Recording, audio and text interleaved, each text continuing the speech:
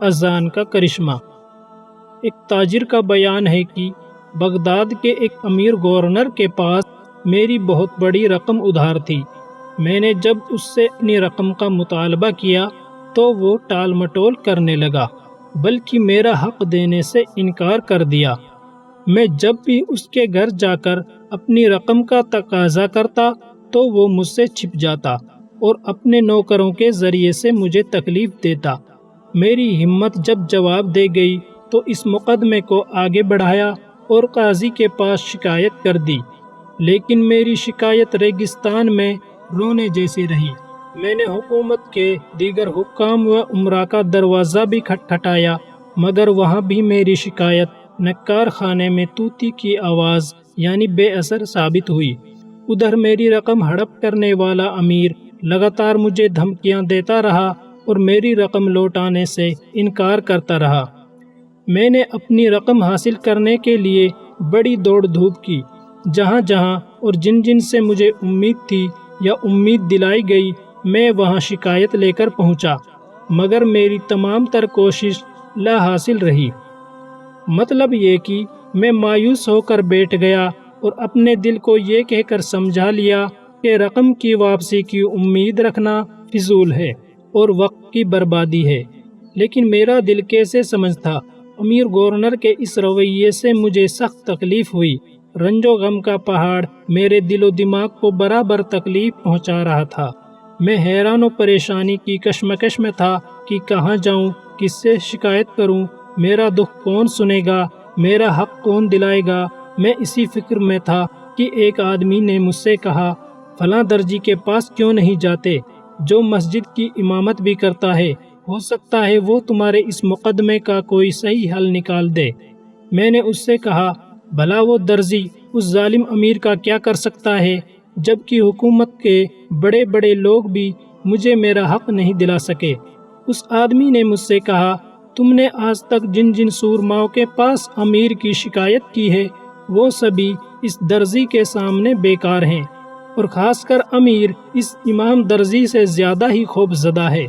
تم اسی درزی کے پاس جا کر اپنا مقدمہ پیش کرو، ممکن ہے کوئی حل نکل آئے۔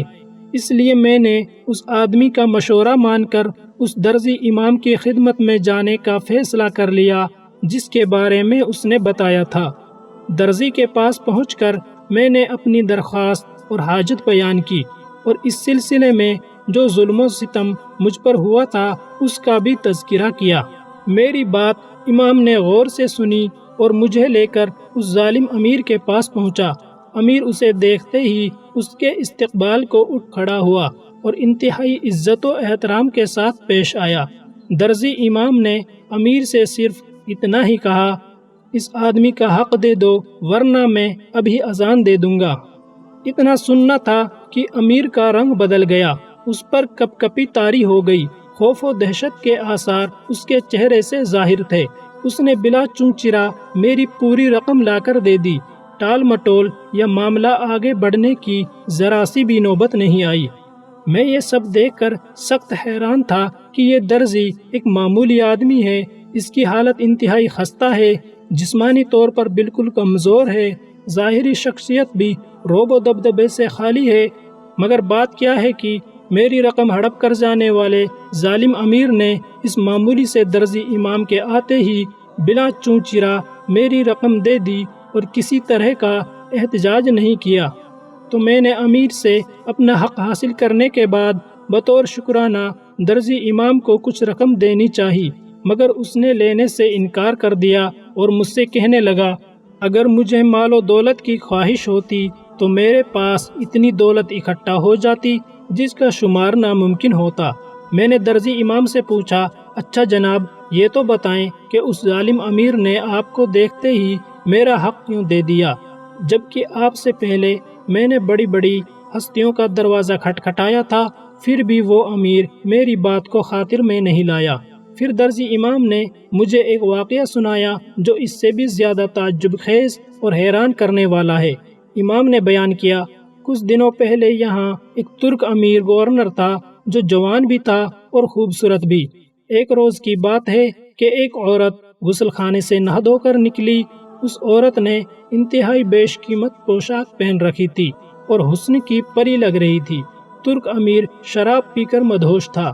اس کی نگاہ جب غسل خانے سے نکلتی ہوئی حسین و جمیل عورت پر پڑی تو وہ اس پر فدا ہو گیا اور عورت کو بہکانے لگا کہ ہمارے گھر میں آ جاؤ، مگر اس عورت نے اس کی پیشکش ٹھکرا دی اور اپنی عزت کی حفاظت کے لیے بآواز بلند پکارنے لگی، لوگو، میں ایک شادی شدہ عورت ہوں، یہ امیر مجھے اپنے گھر لے جا کر میرے ساتھ زبردستی کرنا چاہتا ہے۔ میرے شوہر نے قسم کھا کر مجھ سے کہا تھا کہ اگر میں اس کے علاوہ کسی کے گھر میں رات گزاروں تو مجھے طلاق ہے۔ ایسی صورت میں اگر میں امیر کے گھر رات بھر رہ جاتی ہوں تو مجھے طلاق ہو جائے گی اور اس وجہ سے مجھے ننگ و عار کا سامنا کرنا پڑے گا جو زندگی بھر میری بدنامی اور ذلت و رسوائی کا سبب بنا رہے گا۔ میرے آنسو اس ذلت و رسوائی اور بدنامی کو عمر بھر نہیں پہنچ سکیں گے۔ امام نے آگے کہا، عورت چیختی رہی، چلاتی رہی، مگر کسی نے بھی اس کی آواز پر لبیک کہنے کی جرأت نہ کی۔ ادھر ظالم امیر عورت کو اپنے گھر میں داخل کرنے کی کوشش کرتا رہا۔ میں نے عورت کے ساتھ ترک امیر کا ظلم دیکھا تو میری غیرت و حمیت جاگ اٹھی اور میں نے عورت کو اس ظالم کے شکنجے سے چھڑانے کی ٹھان لی۔ میں امیر کے پاس پہنچا اور خبردار کرنے لگا کہ عورت کو چھوڑ دو تاکہ وہ اپنے گھر جائے۔ اس ظالم نے میری ایک نہ سنی اور اپنی لاٹھی سے میرا سر پھوڑ دیا اور اس دوران میں وہ اس عورت کو مغلوب کر کے اپنے گھر کے اندر لے جانے میں کامیاب ہو گیا۔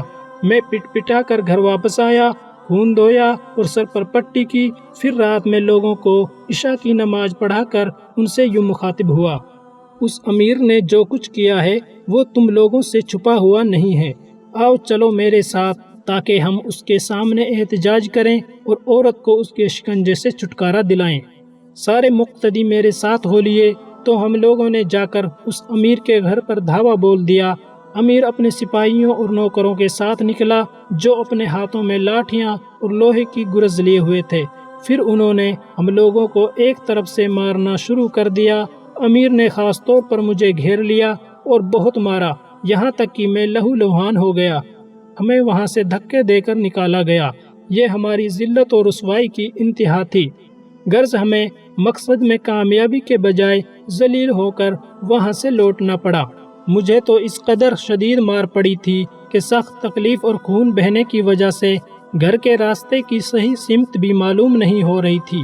میں جیسے تیسے گھر پہنچا اور فرش پر لیٹ گیا، مگر نیند کہاں سے آئے۔ میں بے حد مضطرب و پریشان تھا کہ کون سا طریقہ اختیار کر کے اس مظلوم عورت کو اس ظالم امیر کے پنجے سے چھڑاؤں تاکہ وہ اپنے گھر چلی جائے اور طلاق واقع نہ ہو سکے۔ میں اسی کشمکش میں تھا کہ اچانک اللہ تعالیٰ نے میرے دل میں ایک بات ڈالی، وہ یہ کہ میں اسی وقت صبح کی اذان پکاروں تاکہ امیر یہ سمجھ کر عورت کو اپنے گھر سے نکال دے کہ شاید فجر طلوع ہو چکی اور پھر وہ عورت اپنے گھر چلی جائے تاکہ اس کو طلاق نہ ہو۔ تو میں مینارے پر چڑھ کر امیر کے گھر کی طرف دیکھنے لگا تاکہ مجھے پتہ چل سکے کہ دروازہ کھلتا ہے یا نہیں اور عورت گھر سے نکلتی ہے یا نہیں۔ پھر میں نے اذان دے دی، پھر بھی عورت امیر کے گھر سے نکلتی ہوئی نظر نہیں آئی۔ اب میں نے ارادہ کر لیا کہ اقامت بھی کہہ دوں تاکہ امیر کو پورا یقین ہو جائے کہ فجر طلوع ہو چکی ہے، پھر وہ عورت کو گھر سے نکال دے۔ میں ابھی اقامت کہنے کے لیے سوچ ہی رہا تھا کہ اچانک راستہ گھڑ سواروں اور پیدل چلنے والے سپاہیوں سے بھر گیا اور وہ سب ایک زبان ہو کر کہنے لگے، اس وقت اذان دینے والا کہاں ہے؟ میں کہنے لگا، میں نے اذان دی ہے، میں اس اذان سے تم لوگوں کی مدد حاصل کرنا چاہتا تھا، لہٰذا تم لوگ میری مدد کرو۔ سپاہیوں نے کہا، پہلے مینارے سے نیچے اترو اور امیر المومنین معتضد باللہ کے پاس چل کر اپنی صفائی پیش کرو کہ اس وقت تم نے اذان کیوں دی ہے۔ جب میں خلیفہ معتضد باللہ کے پاس پہنچا تو وہ خلافت کی مزند پر بیٹھا ہوا تھا۔ میں اسے دیکھ کر کانپ گیا اور میرے رونگٹے کھڑے ہو گئے۔ خلیفہ نے مجھے قریب ہونے کو کہا، میں قریب ہوا اور میرا حال یہ تھا کہ میرا جسم کانپ رہا تھا۔ خلیفہ نے کہا، تیرا خوف ختم اور تیرا دل مطمئن ہونا چاہیے۔ پھر خلیفہ نے میرے خوف و دہشت کو ختم کرنے کے لیے انتہائی نرمی سے بات کی اور میرے ساتھ مہربانی کرتا رہا، یہاں تک کہ میں بالکل مطمئن ہو گیا اور دہشت کی وجہ سے جو کیفیت میرے اوپر طاری تھی وہ ختم ہو گئی۔ پھر خلیفہ نے کہا، تم ہی ہو جس نے اس وقت اذان دی ہے؟ میں نے کہا، جی ہاں اے امیر المومنین۔ خلیفہ نے پوچھا، بات کیا ہے؟ اس وقت اذان کیوں دی ہے جبکہ ابھی اذان فجر میں بہت وقت باقی ہے؟ تمہاری اس اذان سے نہ جانے کتنے روزے داروں، مسافروں اور نمازیوں کو دھوکہ ہوا ہوگا۔ میں نے کہا، امیر المومنین، اگر آپ مجھ سے میری حفاظت کا وعدہ کریں تو میں حقیقت سے آگاہ کروں۔ خلیفہ نے کہا، ہاں میری طرف سے تم محفوظ ہو، اپنی بات بلا جھجک کہو۔ پھر میں نے پوری داستان سنا ڈالی۔ سنتے ہی خلیفہ غصے سے لال پیلا ہو گیا اور اپنے سپاہیوں کو حکم دیا کہ اس ظالم امیر اور اس کے سکنجے میں پھنسی عورت کو ہر حالت میں فوراً حاضر کیا جائے۔ آنن فانن وہ دونوں حاضر کیے گئے۔ خلیفہ نے کچھ بھروسے مند خواتین کے ساتھ اس عورت کو اس کے گھر بھیج دیا اور اس کے شوہر کو یہ کہلا بھیجا کہ وہ اپنی بیوی سے درگزر کرے اور اس کے ساتھ احسان کرے، کیونکہ اس کی بیوی بے سہارا ہے اور اس کے ساتھ ظلم و زیادتی سے زبردستی ہوئی ہے۔ پھر خلیفہ اس نوجوان ترک امیر کی طرف متوجہ ہوا، تیرے پاس مال و دولت کے ساتھ ساتھ بیویاں اور لونڈیاں کتنی ہیں؟ امیر نے خلیفہ کو بتایا کہ اس کے پاس بہت سارا مال ہے، بیویاں بھی ہیں اور بہت سی لونڈیاں بھی ہیں۔ خلیفہ نے کہا، تیری بربادی ہو، تیرا ناس ہو، اللہ تعالیٰ نے تیرے اوپر اتنے سارے احسانات کیے ہیں، پھر بھی تو حرمات و اللہ کی حدوں کو پھلانگ گیا اور اس قدر جرأت مندانہ قدم اٹھایا کہ جس آدمی نے تجھے برائی سے روکا اور بھلائی کا حکم دیا اس کی پٹائی کر دی، اس کو ذلیل و رسوا کیا اور اس کو لہولہان کر دیا۔ خلیفہ کی باتوں کا اس مجرم امیر کے پاس کوئی جواب نہ تھا۔ خلیفہ نے اپنے سپاہیوں کو حکم دیا کہ اس کے پاؤں میں بیڑیاں اور گردن میں توک ڈال کر بوری کے اندر ڈال دو اور لاٹھیوں سے اس کو خوب مارو۔ سپاہیوں نے خلیفہ کے حکم کی تعمیل کی۔ مجرم امیر کے پیروں میں بیڑیاں پہنائی گئی، اس کی گردن میں توک ڈالا گیا اور اسے بوری میں ڈال کر اس کے اوپر لاٹھیاں برسائی جانے لگی۔ وہ زور زور سے چیخ رہا تھا، ہائے ہائے کہہ کر چلا رہا تھا، مگر کوئی اس کو رحم کی بھیک دینے کو تیار نہ تھا، کوئی اس کی آواز پر کان دھرنے والا نہ تھا۔